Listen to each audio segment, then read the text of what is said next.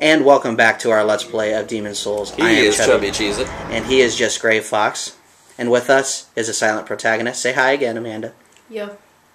That wasn't hi, that was a yo. That was a yo. Yeah, doesn't count. Okay. And we are the Three Heart Runners. And in today's episode, it's my favorite episode, my favorite boss of all time.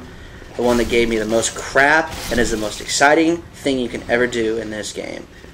The Basically, Flame this is Lurker. a reason why this game is more fun than almost every other game that's out there right now, because this boss is not easy. No. By any stretch of the imagination, this boss could be the final boss of any game that's come out lately, and would probably be harder than it. And it's just a miniature boss. Yeah. It's just there. Yeah, it's just second boss of this level. No big deals whatsoever. But this guy gives a lot of just gives a lot of people a lot of trouble.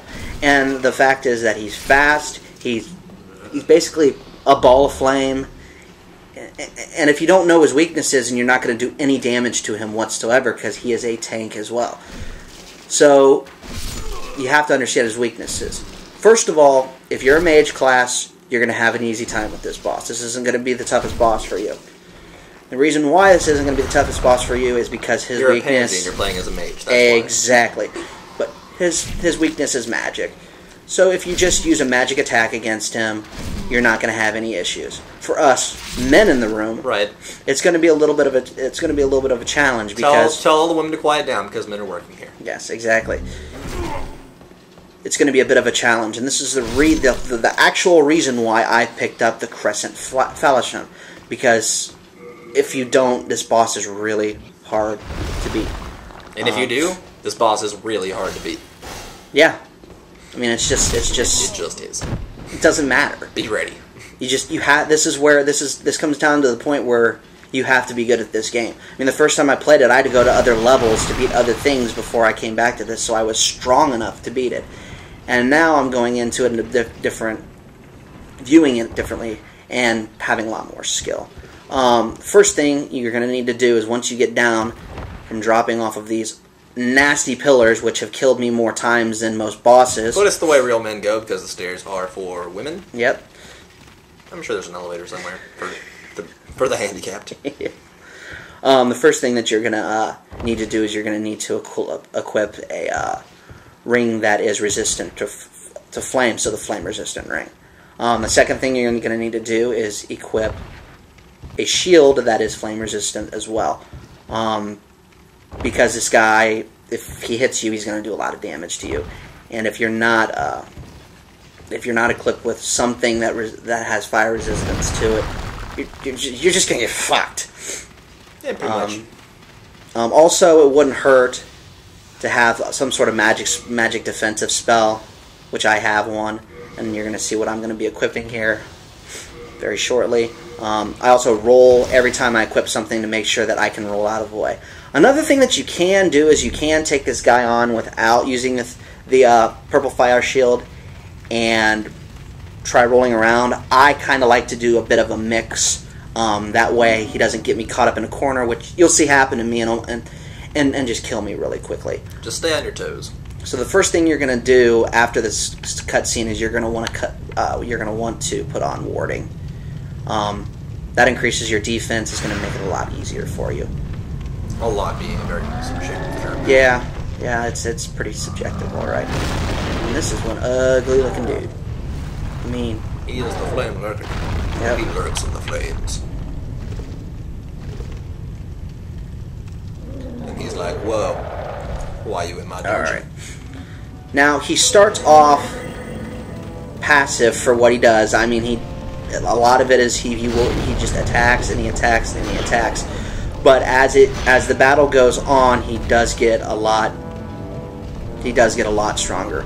There are a bunch of attacks that he does. You can block all of them. They're probably going to do a little bit of damage to you somewhat. Those big attacks there are slow enough that you can roll out of the way, which is why I said it's important to be able to, be able to roll. Now this happened, and I thought I might have found a glitch in the game. He got caught right here, and he wasn't going anywhere. He kept running. So I was going to be like, hey, guess what? I'm going to get out my bow, and I'm just going to kick his ass. But surprisingly, I hit him there, and I'm like, oh god, oh my god, it's actually going to work. And he jumps, and I say, oh shit. Because one of the things you can't do in this game is pause. And I don't have my shield or my sword. I have to get back out my sword. So we're going to be dancing around here for just a little bit before I actually get my sword back out. Because I don't want to die. This boss is really hard to fight. I've already had to use a couple of my Stone of Ephemeral Eyes. And I just say, screw it, I'll take the hit, and I get out my sword, and I get ready to go again. A couple of things you should always have is have enough full moon grass. That will help you out a lot. And also, have a couple of items that will bring back your magic. Because you want to continuously cast warding. So, have plenty of white sticky stuff on at all times. No, that's not correct, actually. The white sticky stuff makes it's called the fresh spice and the old spice. The white sticky stuff adds magic to your weapon, which you can't do to weapons that are already blessed with magic. So good try, nice try. Yeah, I wanted to get a white sticky stuff reference out there. Yeah, that was as close as I could get. It's a pretty funny little thing. We always make jokes about it. Because what it is, it's just white sticky stuff.